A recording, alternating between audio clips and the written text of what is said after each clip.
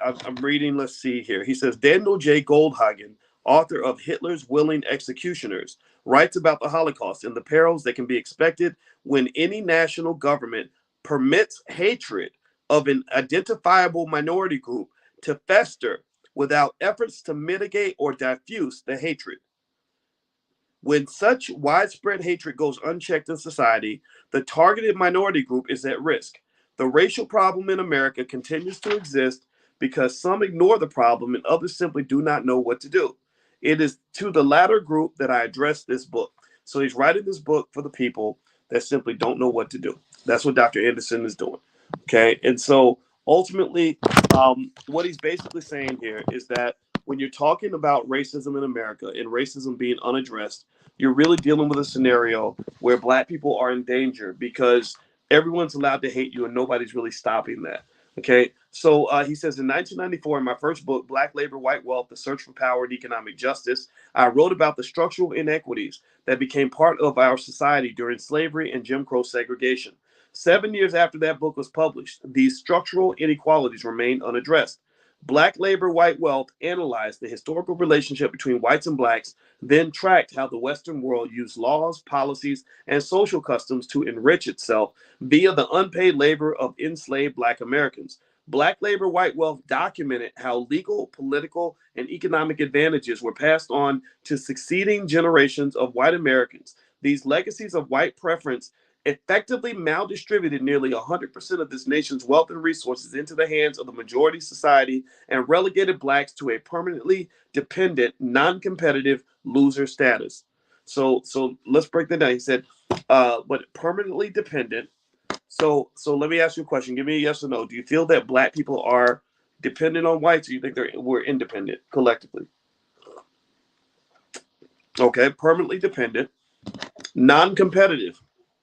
Can we really compete with whites at a high level?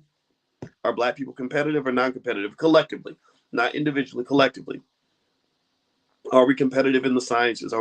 Do we have a company that can rival Tesla on the building of electric cars? Are we building rocket ships to the moon? Do we have a professional sports league that competes with the NFL? Okay, loser status, loser status. So let's think about what that means. Well, think about, let's use the pandemic as an example.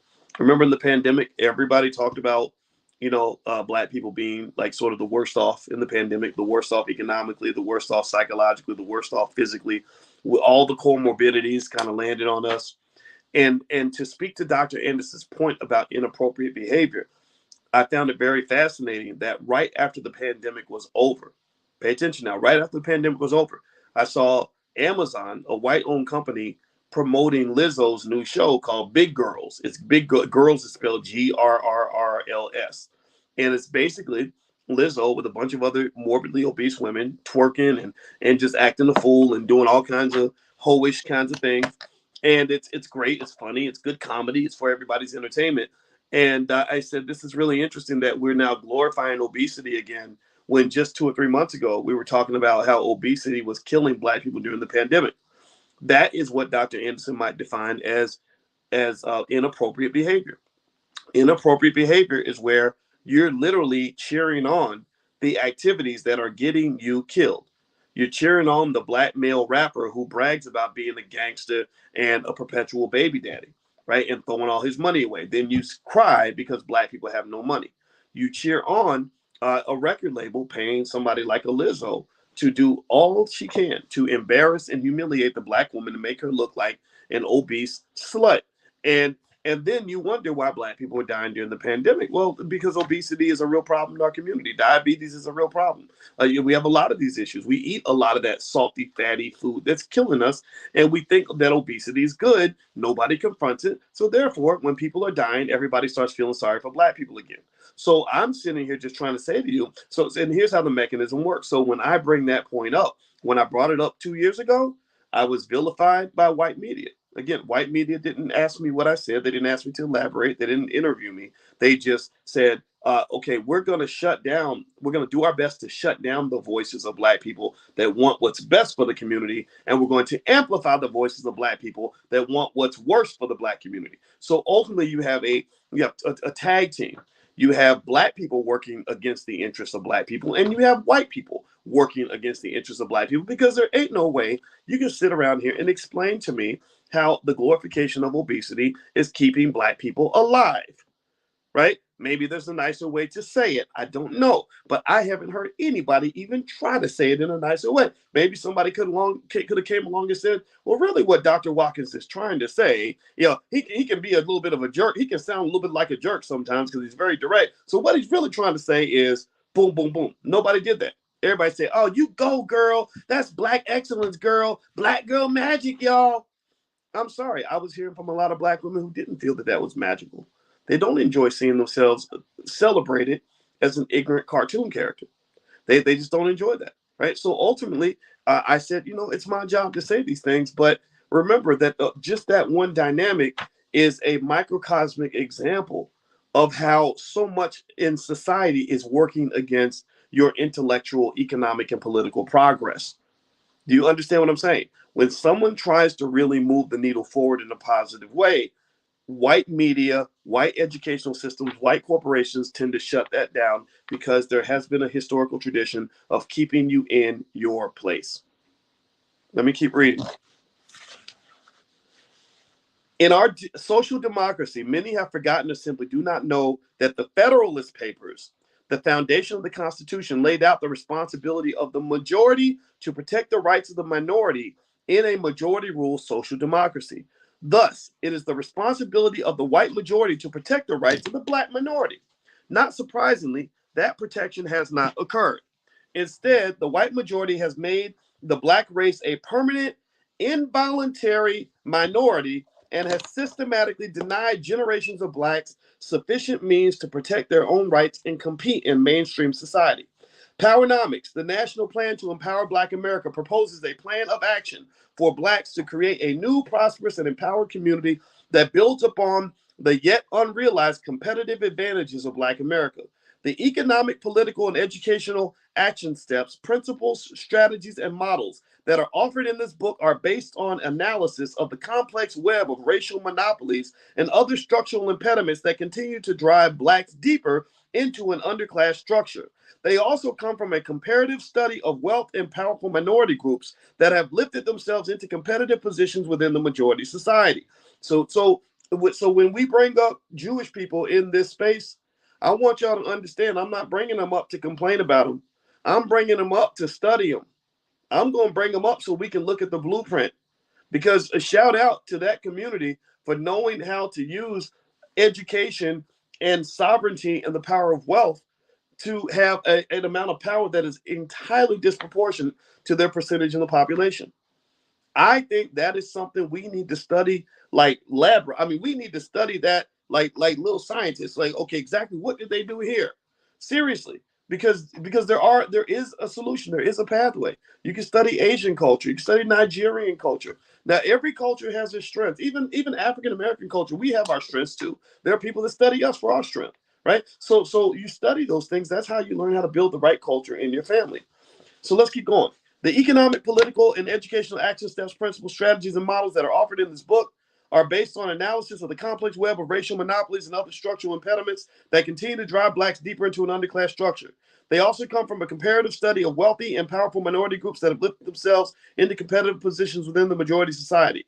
This book is a plan specifically intended for Black America because no other group will support the elevation of blacks to a position of group prosperity, respect, and competitiveness. So what he's saying right there is stop waiting on white people. Stop thinking white folks are going to save you. Stop going around giving lectures. You got these scholars that run around giving lectures to white people on how to be what do they call it? Anti-racist, how to be an anti-racist or something or whatever. I guess that's okay. I'm not saying that that's bad. I'm not making fun of people, like Kendu Isaacs does that, right? He wrote a whole book about it, and God bless him for that. I mean, he seems like a good guy. I was actually in his book toward the end, and I'm not making fun of him at all. But I'm not trying to talk to them. I'm really trying to talk to you. So maybe we tag team. Kendu, you go talk to them, and you go get your people straight. I'm going to get my people straight. And then that way we can meet in the middle. How about that? So let's keep going. It is not in the best interest of others to help blacks become more competitive. So the basic idea is that's laid out here is that nobody's going to do it for you. They're just not. They might help. You can lay demands on them, right? You can say things like, look, I'm not voting for you unless you show me that you're a true ally by backing a reparations plan, right? There are ways you can do that, right? Put that pressure on them. But at the end of the day, it's going to have to be done by you. And also, it is not natural. It is not in a competitive man's nature to help another man compete with him directly. It's just not typically going to happen. If you and I are fighting over the same piece of chicken and we're both hungry, then we're going to fight over that piece of chicken. You're going to have to learn how to fight. Okay. And a lot of your fight was taken out of you. Your fight was replaced by fear. And that was drilled into you during slavery. Let's keep going. Thus, it is up to Black America to pull itself up by its bootstraps. Empowerment will not happen by chance, accident, or wishes. It will require purposeful planning. Powernomics, the national plan to empower Black America, picks up where Black labor, white wealth left off. It presents a conceptual framework and a plan to lead Black America to political and economic self-sufficiency and competitiveness. He says by the year 2005. Okay, so let's scratch that out. We're about 17 years late on that deadline. The term Powernomics combines the concepts of power and economics. Power is the ability to get things done despite the resistance and opposition of others. Let me read it again. Power is the ability to get things done despite the resistance and opposition of others. Power is the ability to get things done despite the resistance and opposition of others. Power is the ability to get things done despite the resistance and opposition of others. It doesn't say that power is the ability to get things done when white people are cheering for you. It doesn't say power is the ability to get things done when they decide to show up and help you. It doesn't say power is the ability to get things done when you get everybody else's permission. It says power is the ability to get things done when the opposition is trying to whoop your ass. That's what it is. And a football game is an example of power.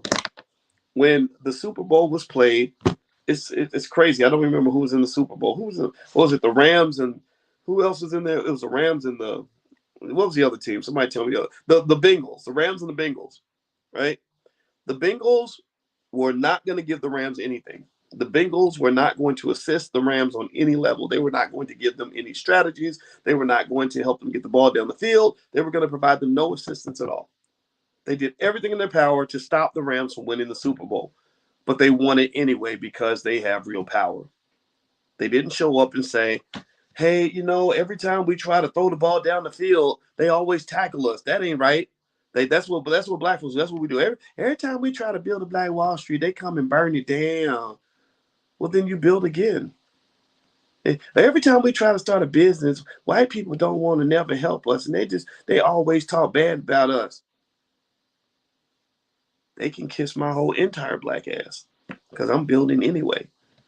And every time we wanna teach ourselves, they get mad. They get mad because every time we try to educate ourselves and they don't, and they say bad stuff about us and they be hurting our feelings and everything. That doesn't apply. You're not playing the power game. You're not playing the power game. That's not the energy that you need in order to have real power. When you go up the hill shooting, somebody's gonna shoot back. I've told you guys that story about where I had the conversation with that billionaire I told you about, who's a libertarian. He's not Democrat, Republican, none of that. And he checked out the stuff that I was doing. And he said, "Yeah, I like what you're doing for black people. I think it's really great." I said, "Oh, well, thank you, man. I appreciate it." And he said, "Well, one of the things you should understand," and I understood this, but I was listening. I mean, he's a billionaire. He's probably got something good to say. Is he said that when you really confront power, when you run up the hill with your gun out, and you're really fighting the power is going to shoot back. And they're going to shoot back. And you just have to accept that as the game that you've chosen to play. So whenever they do something to stop you or to harm you, crying about it is not going to fix it. Crying about it is only celebrating what they did. It's only letting them know that they're better than you. I mean, imagine if every time the Cincinnati Bengals tackled the Rams, they would say, "Oh, it hurts. You hurt my feelings. You broke my leg and I can't play no more." I'm telling you, that's y'all mean, right? That would be crazy. It would be ridiculous to do that in a football game. So for us in general, you have to understand that when you play the game of power, people aren't going to like you. People are going to do everything they can to distract you.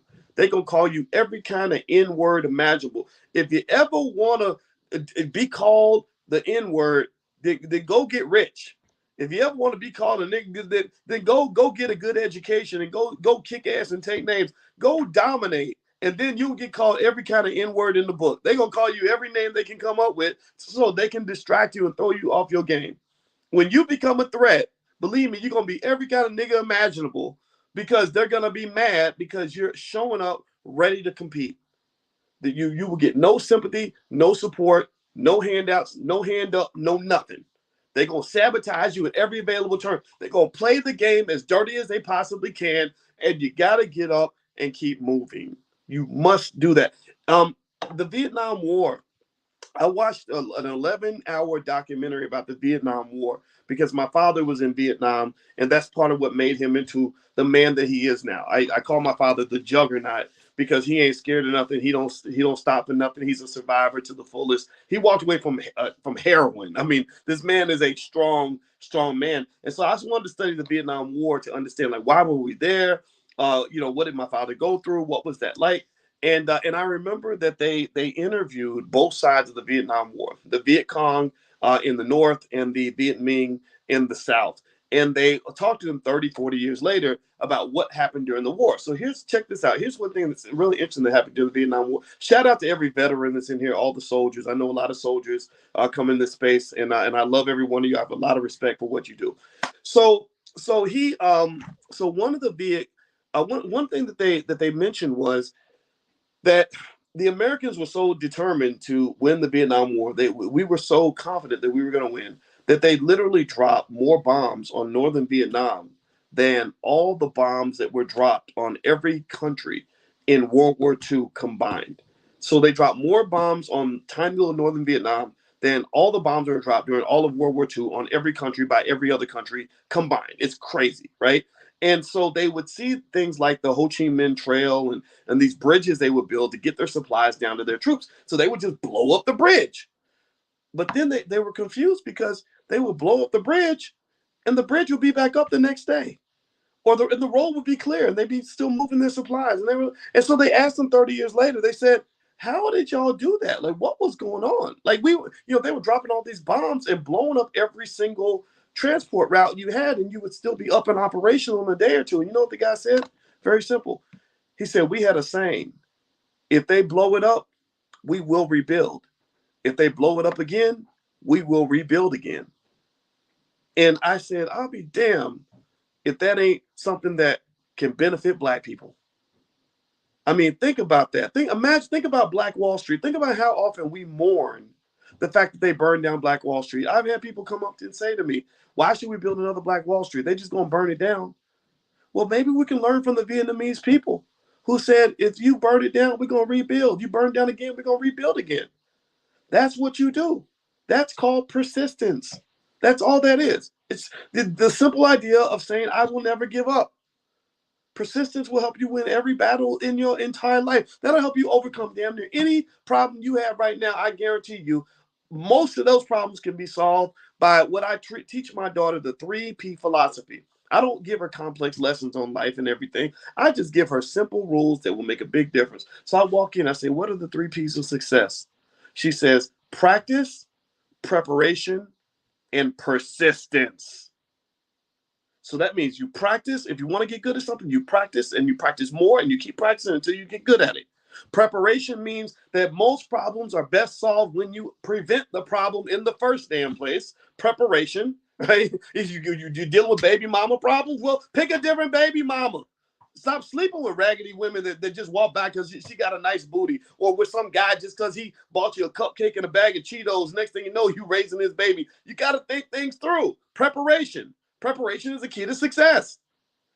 Education. You educate yourself when you're young. You have a good life when you're older. It's not complicated. I said that when I was 19 to my friends and I was in college. I'm like, hey, man, if we don't study, we're not going to have a good life. They're like, no, man, I'm going to go get drunk, man. Let's go get high, man. I'm just sitting, not just chilling, man. I'm just over here chilling. Okay, well, you're going to be, wait till we get about 40 and let's look at how different our lives are, because I'm going to get ready for the future. I'm going to prepare for the future. I'm not making fun of anybody. I'm not putting anybody or anyone on a high horse. I'm not putting myself on a high horse at all. I'm just saying it was simple. 2 + 2 is 4. If you don't prepare, you ain't going to be ready. Seriously, conversations about reacting to bad things that happen are far more interesting to Black people than conversations about preparing for what might happen. Ain't nobody interested in getting prepared for the problem, but everybody's mad when the problem comes home and the chickens come home to roost and the world is kicking you in your ass. Oh my God, this happened. I can't pay the rent. Pookie got shot. Blah, blah, blah, blah. We are the ultimate reactors to everything. We react to everything. So reactive thinking tends to dominate proactive thinking. It's not your fault. A lot of it is driven by the fact that you were trained to be a victim. You were trained to be a victim. Empowered people prepare. Empowered people say, hey, if I get ready, if I stay ready, I don't have to get ready. So I'm going to get ready. So I'm going to be ready. Right? That's what empowered people do. You were not trained to be empowered.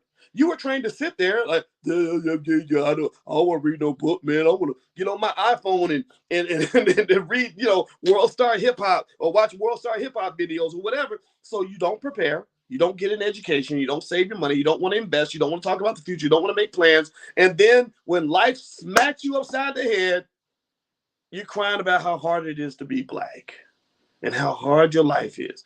Well, you don't go through what I'm going through. You ain't been through what I'm going through. You don't know what it's like to be in my situation. Maybe I do know what it's like to be in your situation, which is why I prepared to not be in your situation. Some of y'all got relatives like that who never ever want to do anything constructive or preparatory for their lives, but yet have every damn problem in the world and then expect you to feel sorry for them. They're waiting around for the sympathy. That's all they got. That's all they got. Well, I'm trying to tell you, just from a simple logical standpoint, the reason that books like Powernomics are great, the reason this is a great book is because he's using a simple word that you don't always hear used as much as it should be in our community. It's called plan. Make a goddamn plan, and then you'll be ready. What is your plan? Ladies, if you meet a man and he wants to take you out and he's looking good, he's driving a nice car, just sit and ask him, like, what is your plan? What is your plan for the next 5 years? What is your 10-year plan? And if it takes him more than 15 seconds to answer, then you got your answer already. That's not the man to be with. The man you want is the man with the plan. If the man ain't got no plan and he's not executing the plan, that man's plan is to create nothing less than complete chaos in your life, because the world comes at you hard when you're not prepared. And also, white supremacy and racism and structural racism in America was carefully planned and designed. Almost everything that was created to harm Black people was designed, it was planned, it was prepared. I read to you all last week or the week before, I don't remember which week it was. I read to y'all 85 laws, just 85 of them. 85 laws that were passed specifically to ensure the containment and the control of Black people. That was just white people making a plan. Now, I'm not sitting there trying to say white people are better, they're smarter, and nothing like that. No, but they made a plan. They planned all of this. When they gentrified your neighborhood that you grew up in, and they got the dog park and the Whole Foods and the Starbucks, and the little white girls are now in the roughest part of Brooklyn, where only the pimps and the hustlers and the dope dealers are at in the 1980s. Oh, they planned that. That was part of it. They had board meetings and whiteboards and PowerPoint presentations in the 1980s where they said, we're gonna go take over this part of Brooklyn. Brooklyn's mine now. Remember that? Remember Michael Shea said Brooklyn's mine now, right? So basically, the question is, what is your plan? What is your plan? Let's keep going. Reading Powernomics page. We're on Powernomics. We're still in the intro, so we're very early in the book. We finished Black Labor, White Wealth. Again, if you want to get the recordings of all the lectures we did so far, I'm gonna put one in there every week. Every week we do book club. I save all of that. You can go to drboycebookclub.com if you'd like to get copies of all that. And also, we mentioned the convention earlier. If you want to see more and learn more about the All Black National Convention, what we have planned, feel free to go to allblacknationalconvention.com. It's going to be at the end of October in Charlotte, October 28th through the 30th. Okay, so let me get as much out as I can because my voice is going away. All right. The facts and recommendations presented in this book are sometimes stark, bitter medicine because Powernomics is like a strong tonic intended to stir to action and guide those people who are motivated to help Black America in fundamental ways. So remember, Dr. Anderson says here that power is the ability to get things done despite the resistance and opposition of others, not the permission of others, the resistance of others. Economics is the production, distribution, and consumption of goods and wealth. Powernomics then is the ability of Blacks to pool resources and power to produce, distribute, and consume in a way that creates goods and wealth that Black people control. So there's some key words in this sentence. Powernomics then is the ability of Blacks to pool resources and power. So you're pulling together your power and your resources to produce, distribute, and consume in a way that creates goods and wealth that Black people control. So you're not talking about just building a Black Wall Street. You're talking about building a Black owned Wall Street. There's a difference. We spoke about this when I was speaking in Detroit. Those of you who were at the mini conference yesterday know what I'm talking about. A Black Wall Street is a place where Black faces are present and commerce is being done. Well, you've had Black Wall Street since forever. You can go to prison and see a Black Wall Street. You can go to an HBCU and see a Black Wall Street. You can go to a public school system and see a Black Wall Street because there are plenty of Black faces and lots of businesses being done. The problem with those examples, in my view, is that Black people are the commodities in those transactions. We are not the beneficiaries in those transactions. There are lots of companies out here that have tons of Black employees where most of that wealth is being sucked out of the Black community and sent back to some corporate boardroom in Toronto or something. Popeye's Chicken might be one good example, right? So ultimately, you don't just want a Black Wall Street. You need a Black owned Wall Street where the resources are controlled by Black people and can be utilized in such a way that we're able to bring them back to our community. So ultimately, it's not just skill set, it's also mindset that matters, right? And so skill set is important. We go to school, we learn a lot of things, we got to learn the right skills, how to build and all these other things. But mindset is important because your mindset determines what you're going to do with that skill. It determines your value system, right? Your value system shapes. If I get a gun in my hand, right, is it bad for a man to have a gun or good for a man to have a gun? Well, it depends. If whether I'm a protector or if I am a killer. If I'm a murderer, then me having a gun is not a good thing. But if I'm a defender of freedom and fairness and family, then that is a wonderful thing, right? So ultimately, that education, if it's done right, again, I believe Black people should be educating Black people. You send your kids to the white school, whatever, if you want to, but educate them when you get home. Give them the real education when they get home. And once you get that education, you have that weapon in your hand. And remember, education is also an indoctrination. So when you're indoctrinating your children, somebody's going to do it. Might as well be you. You indoctrinate them with not just the skill set, but the mindset. You give them the gun and you teach them where to aim it so that when they gain control of resources, they'll know exactly where to put them. Okay? Because we have too many powerful Negroes who don't know what to do with their power. We have too many people. You have some people. I sit here and I look at. I'll be talking to some rapper who's got 20 million followers on Instagram. I'll be thinking, man, do you know what I would do for the Black community if I had an Instagram page with 20 million followers on it? Do you know how much education I could deliver with 20 million Instagram followers? I mean, I got 335,000, 358,000, whatever the number is. I'm not complaining about that. But can you imagine if I had a page as big as, Kim Kardashian or Kanye or somebody like that? I mean, that would be awesome, right? Right. So ultimately, it's one of those things where the mindset must match the skill set. You must, get the power and know what to do with the power. Okay, so let me keep going. So much of my personal inspiration for writing Powernomics came from the readers of Black Labor, White Wealth and people who thanked me for explaining the problems and presenting principles that should be used in crafting solutions. They then asked me to take one more step and blend my experiences and research into a program of action that individuals and groups can follow to empower their communities. Powernomics provides that missing link between the historical analysis of the problems facing Blacks and the strategies needed to correct those problems. This is not a book on how to succeed in white corporate America or how to invest one's personal funds for retirement. I'm glad he said that. Nor is it a volume of warm and fuzzy motivational stories about personal triumphs and successes, and how to improve one's relationships with the opposite sex. This book is about a people surviving and prospering. The tone is direct and simple. I make no pretense of being objective. This book makes moral judgments and predicts that racial disasters will occur unless this nation seriously addresses the historical injustice imposed on Black Americans. This book has two premises. First, those who desire to create effective solutions to a problem must understand the nature and history of the problem. Second, Black America needs a national plan with how-to strategies in order to move into political and economic competitiveness with America's mainstream society and its various ethnic subgroups. Admittedly, Powernomics runs counter to the conventional thinking of visible and successful Blacks in America today. Though the wealth and power gap between Blacks and non-Blacks is widening, visible and successful Blacks remain committed to protecting their own personal comfort zone by avoiding association with anything that is identifiably Black. Today's Black leaders in many cases display some of the inappropriate behavior discussed in this book.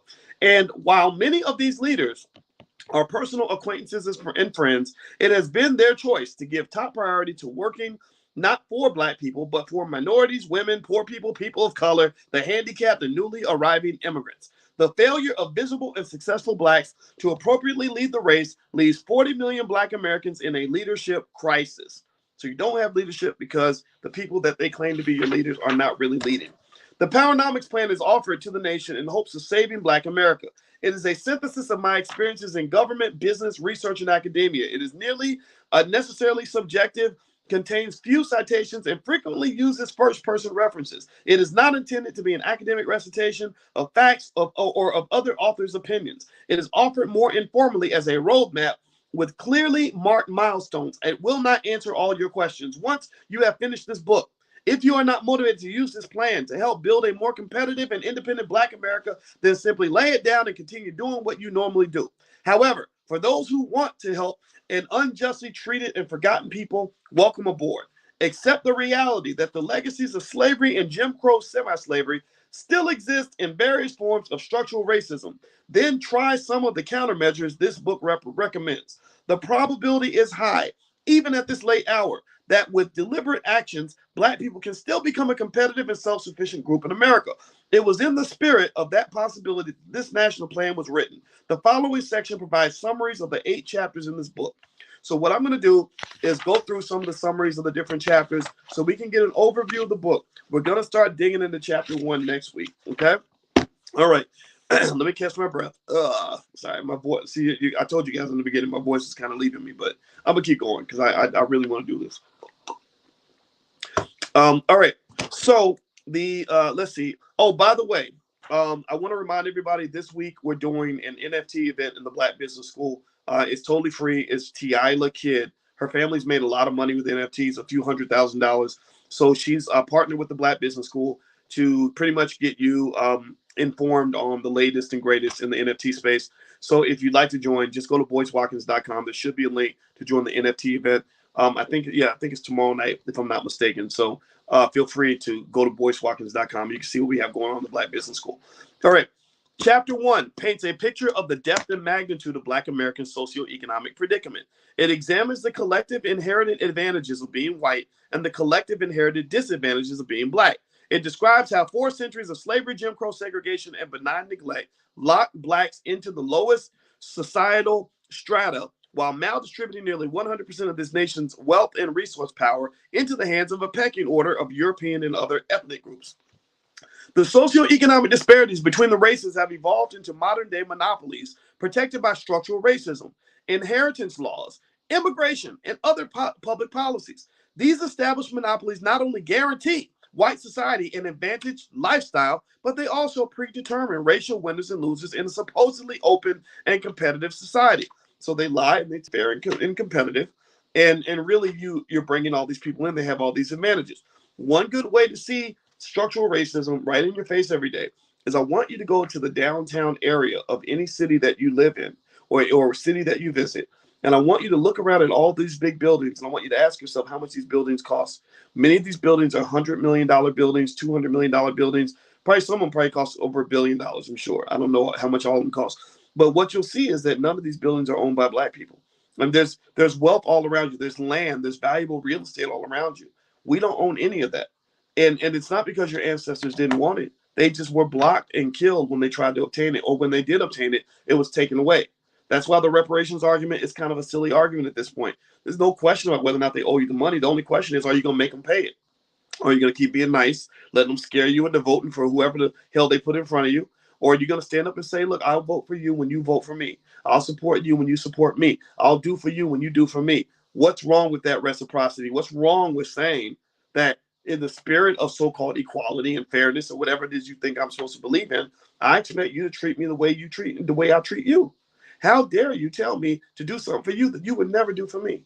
It's astonishing to me how many black people think that that is such a radical idea. There ain't no radical about demanding that you be treated with decency. Let's keep going. Next, the socioeconomic disparities between the races have evolved into modern-day monopolies protected by structural racism, inheritance laws, and immigration. We already said that. Chapter 2 introduces the rationale for the Powernomics economic empowerment culture, group vision, and related enabling paradigms, ethno-aggregation, and vertical integration. This chapter discusses the importance of having group self-interest and a sense of group competition. The paradigms of ethno-aggregation and vertical integration provide blacks with tools to alter their mindset and transform their traditional way of seeing, thinking, and behaving in regard to racial matters. Clearly understanding the empowerment vision of Powernomics and its paradigms can help Black Americans make decisions that are in the group's best interest. This chapter also explains how the application of these paradigms as conceptual templates can increase consistency and efficiency in race-related decision-making. Ethno-aggregation and vertical integration can result as conceptual cookie cutters that can be used to build racial unity and place outdated, passive civil rights and integration ideologies. So basically, he's saying that the other methods are too passive, they're outdated, they're not really working. This is a little more assertive. Chapter 3 focuses on the importance of community and the role that communities play in fostering competitive group politics and group economics. It identifies 3 important elements that Black people need in order to transform their residential neighborhoods from mere geographical groupings into functional communities. Once Blacks form real communities, they can then use them as repositories for storing their history, culture, wealth, income, businesses, security, and sense of peoplehood. This chapter lists the steps to build real Black communities and discusses how a community builds its radius of trust, cooperation, and accountability. It also stresses the importance of marking and closing Black communities. So you're not letting everybody just move in and get a bag, right? Let's keep going.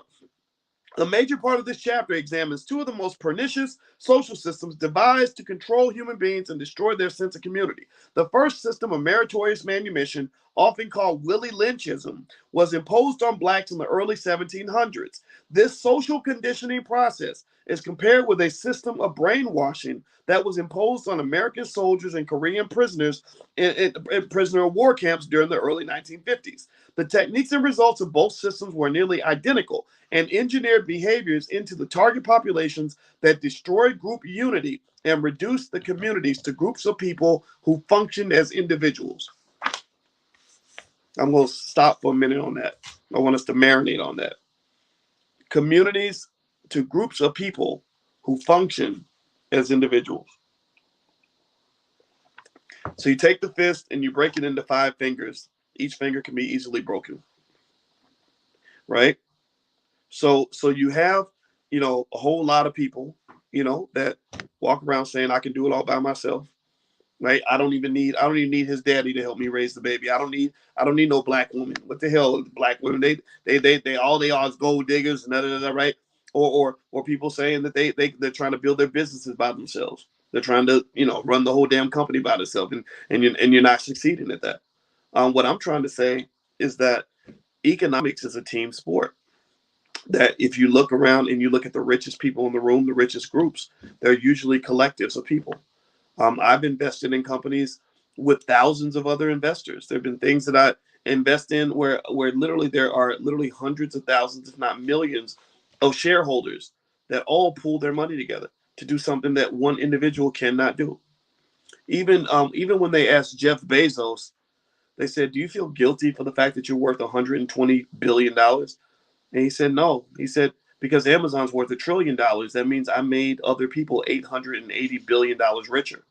So you got tens of thousands, hundreds of thousands of Amazon investors who all came together and were who rode that ship with him to the top, right? So when you talk about things that are happening in our community, like I see someone that have mentioned the FBA movement and stuff like that. I think all these movements are fine. I just think you got to always ask yourself, who are my allies? Who are my true allies in this fight? And I would encourage you that when you decide that somebody is your ally, somebody has your best interest at heart, don't go picking fights with them. You know, when you ask me about the FBA movement and stuff like that, one of the things I would say be careful about is excluding everybody else. You know, alienating people who want to help.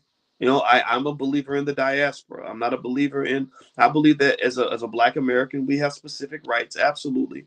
But if you are from Nigeria and you understand why I have a beef with the American government and you support that, well, then guess what? You're my brother too. I'm one third Nigerian. I'm connected to that also, right? So I personally think that you have to really be clear about who your friends are and who your enemies are. But everybody's got to have some friends in your mind, or at some point when you get a chance. Maybe one exercise you can do is make a list of your teammates. You know, make a list of your teammates in your life. You know, thank you, Tracy. I am going to do that. I'm definitely going to talk to my wife about some honey and lemon on my throat. But figure out who your teammates are. Who are your teammates? Like if I was writing down my teammates, I say, okay, I got my wife, I have my brother, I have some people that I work with, I have you guys. You all are my teammates, right? Who are your teammates in whatever it is you're trying to accomplish? And if you don't have teammates, then that might mean that your next skill set could be related to relationship management, building healthy relationships, maintaining healthy relationships, and minimizing toxic relationships. Okay. All right. So let's move on. Chapter 4 urges change in the traditional role of schools in educating Black children. Specifically, this chapter advises Black Americans to take control of the governance of their neighborhood schools and redesign them around the needs, interests, and goals of Black America. The premise of this chapter is that schools are producing exactly what they were designed to produce: a marginally trained Black laborer capable of taking orders and using his or her physical strength to entertain, enrich, protect, and comfort the majority white society. So the schools are not going to empower you. We've already discussed that. I think you probably heard me say that by now. Since schools were never intended to educate Black children to be self-sufficient, independent, and competitive, this chapter argues that they must begin to receive an education that is reality-based and teaches them to live, work, and compete in a pluralistic society. Black people need to educate Black children. Implementation of the Powernomics National Plan requires that Black Americans educate their youth to use their intellectual resources to help the group. To accomplish this end, schools in Black communities must close down like an automobile assembly factory getting ready to produce new models, retool, and reopen only after they are ready to accept a new role in which educational goals, curricula, teaching methods, governance, and funding have been crafted in alignment with the National Empowerment Plan for Black America. Black communities must also inspire and demand political changes on a local level regarding the methods of school governance and funding. Thus, this chapter discusses the role that education should play to free new generations of Black minds from the old social conditioning so that Black children can gain the skills, social unity, and human resources to compete with children from all other groups. These schools are throwing Black children away, absolutely throwing them away. Hundreds of thousands of Black kids graduate, can't even can't even do the cash register at McDonald's. They need to see pictures of the food to be able to add up the price. They can't even they can't even read the word Big Mac, right? Can't even add 10 plus 10, right? It's unbelievable. If you ask a lot of kids, one day go to like a recent high school graduate and just say something like, what is 10% of 200? Right? I want y'all to answer me in the chat. What's 10% of 200? If I had $200, then I'm gonna give you 10%. Well, how much will I be giving you? Thank you, Ryan and Mozella and Gary and Jerry. Right, $20. I want you to do that test. Go talk to an 18 or 19-year-old if you don't win somewhere. Hopefully, it's not your child, and just say, if you gave me $200 and I gave you 10% of that back, how much would I be giving you? And I swear to God, you got at least a 70% chance of them not being able to even do that basic calculation. Well, if you can't even tell me what 10% of $200 is, how the hell are you going to do business at a high level? How the hell are you going to compete with Silicon Valley and these kids coming out of Stanford and building these. I mean, how are you going to compete with that? I mean, seriously, 10% of $200 is easy. That's basic. Right? If you didn't know it, I'm not making fun of you, right? I'm not. I mean, I don't think I'm making fun of you if it stumped you. Some of us get a little intimidated by math, and so I'm not making fun of anybody. But my Lord Jesus, what are they teaching those kids in school, and how come they all come out knowing what it means to be gay and that a man can be a woman and all this other stuff, but they can't tell you what 10% of 200 is? I don't care if you taught them that a man can be a woman. I'm not even mad about that. Do that. That's fine. But my Lord, teach them the basic stuff first. Give them the damn skills first. Teach them how to spell first. Teach them how to write first. Teach them how to survive first.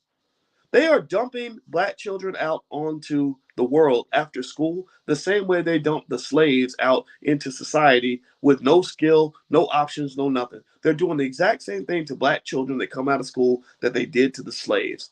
The slaves had nothing. They had no assets, no resources, no skills, nowhere to go. And so they just found a reason. They did to them what they're doing to your children. Well, if you ain't got no purpose in society and you ain't getting up going to work every day, where are they gonna send you? Where do you think? Then where do you think they try to send a young black male who isn't benefiting them in some way, who's just out there? The jail. They say, okay, well, if we can't make money from you over here, we're gonna make money from you over there. So ultimately, that's the system that you're seeing. So I would encourage you to identify that and say, okay, how am I going to get my kids away from some of this? Right. So for some of you, you may go all the way to the limit and just completely homeschool. I will support you on that. And I'm here to tell you, you can do that. You certainly have the ability to do that. Get your child on the internet. There's a million videos on YouTube. There's online educational platforms that would do a better job educating your child than the school will anyway. Make sure they get around other kids so they're not too weird, right? Because homeschool kids, if they're around adults all the time, they'll come out acting like a 50-year-old when they're 9. So you don't want that, right? So give them the socialization and all that stuff. Let the little boy go meet a girl, whatever it is that you want to do. But still, you can do this yourself. And also, when your children come home from that school, understand education is also indoctrination. Education was designed to not give you skill because they're not doing that. It's to give you a value system. It's to tell you what's important in the world. And that's where a lot of white supremacy is rooted. That's where you learn to be a white supremacist. A lot of black people are white supremacists. You learn that because you went to a school where all your white teachers told you how wonderful white people are and won't even tell you about Marcus Garvey or Claude Anderson. Or when they bring up Malcolm X, they say, yeah, he was a racist, right? But Martin Luther King, he was a nice guy. He believed in peace. But Malcolm, he was a racist, right? And to tell you the truth, I remember doing that. I remember being in high school and saying to my father when I was like 14 or something, yeah, Malcolm X was racist. And my father, I mean, I thought he wanted to knock me through the wall. You know, thank God he straightened me out because I didn't know. I just heard from my white teacher at school that Malcolm X was racist, right? So ultimately, you've got to be careful about who you allow into the brains of your child. They are going to try to molest the brain of your children. Don't let them do it. Last paragraph I'm going to read. Then we'll be done for tonight. All right.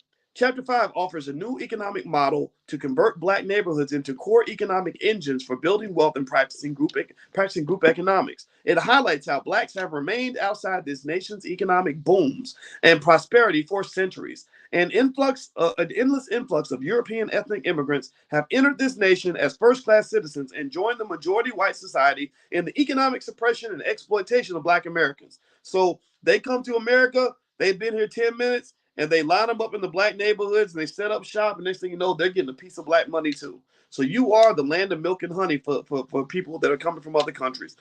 This chapter points out how black Americans are violating every known principle of group economics, the growing wealth and income inequalities between blacks and whites, how ethnic groups build niche businesses, how whites and ethnic groups boycott black businesses, the capital and brain drain from black communities, racism in our immigration policies, and the self-inflicted damage of non-economic integration and civil rights. That's what we're going to talk about in chapter 5. So there's more here. I think that we've read enough for today. We've been in here for a while. I want you to kind of think about what's been said today. And we're going to do this again. We do this every week, every Wednesday at 8:30. You can go to blackkeystogreatness.com if you haven't signed up, or you can go to voicewatkins.com. The link to the book club is there. I can't wait. I look forward to it. And we're going to read every single page of this whole entire book. And after we finish Dr. Anderson, but it might take us a year. It might take us a year because this book's a little bit bigger than Black Labor, White Wealth, but we will cover every single inch of this book. And then we're going to go to the Black History Reader, which is another heavy book Dr. Anderson wrote. So we're literally going to spend probably the next 3 or 4 years reading Dr. Anderson books, and I'm going to read them out loud to you because I believe to the core of my soul that Black people can be the educational system for Black people. We have the internet. I am in your living room right now because you invited me in and we are connecting. We don't need nobody to do this for us.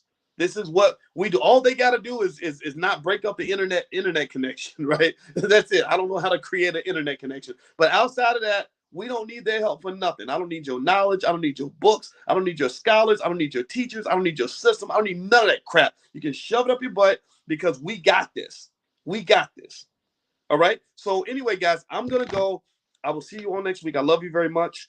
Reminder, if you want to take a look at the All Black National Convention, you can go to my website, boycewatkins.com, and the link is right there. Also, tomorrow we do our NFT event. If you want to join us for that, it's free. Just go to boycewatkins.com. The NFT link is right there as well. T.I.L.A. Kid's going to join us, and there'll be more stuff happening in the Black Business School. And by the way, if you live in Detroit, I'm coming back to Detroit. Herb Strather and Gary Shelton, two OGs in the business space that I just respect so much, asked me to come back after we went last time. I know it was sold out, so the wedding spaces. Well, this time I'm gonna go back, and we're actually gonna try to have a live stream there if we can.